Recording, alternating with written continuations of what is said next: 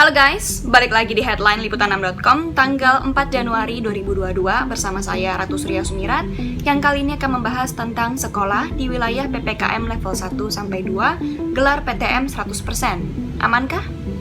Simak penjelasan berikut. Pembelajaran tatap muka 100% mulai diberlakukan. Pemerintah melalui 4 kementerian mengeluarkan surat keputusan bersama tentang panduan penyelenggaraan pembelajaran di masa pandemi COVID-19. Dalam SKB tersebut tertulis pada tahun 2022 mewajibkan sekolah mulai dari anak usia dini hingga perguruan tinggi menggelar PTM. Namun kebijakan ini ditentang oleh para epidemiolog karena dinilai beresiko untuk anak-anak. Terlebih saat ini muncul varian baru Omikron yang penularannya lebih cepat daripada varian Delta. Epidemiolog Universitas Indonesia Triunis Miko menilai kebijakan pemerintah untuk memberlakukan PTM 100% kurang tepat. Menurutnya, PTM 100% bisa dilakukan jika vaksinasi dosis kedua sudah dilakukan 100%. Miko mengatakan sebelum PTM dilakukan 100%, seharusnya pemerintah memiliki data soal berapa jumlah siswa dan staf sekolah yang sudah divaksin, serta bagaimana kepatuhannya terhadap protokol kesehatan, baik di sekolah maupun di luar lingkungan sekolah.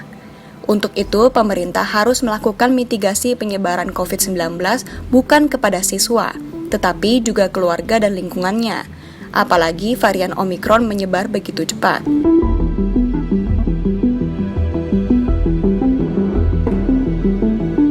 Hal yang sama juga dikatakan oleh epidemiolog dari Griffith University, Diki Budiman.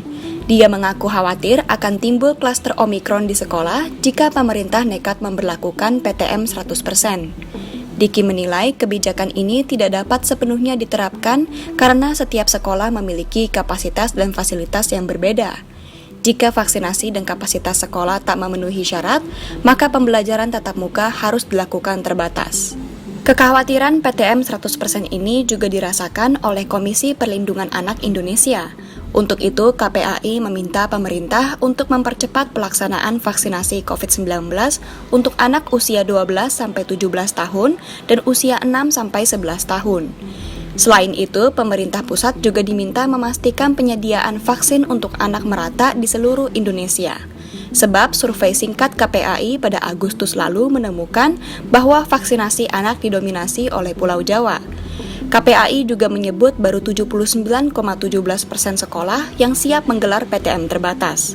Hasil tersebut merupakan evaluasi KPAI sepanjang 2021.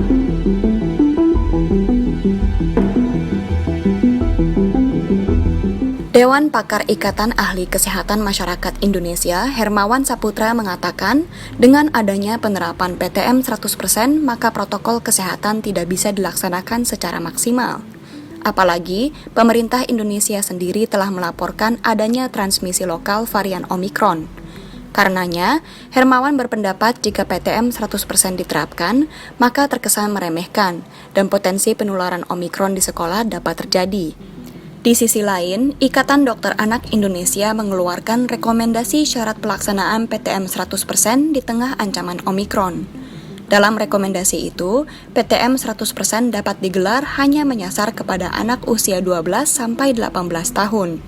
Sementara usia 6-11 tahun dilakukan secara hybrid, alias 50% luring dan 50% daring. Untuk anak usia di bawah 6 tahun, belum dianjurkan PTM sampai dinyatakan tidak ada kasus baru COVID-19 atau tidak ada peningkatan kasus baru.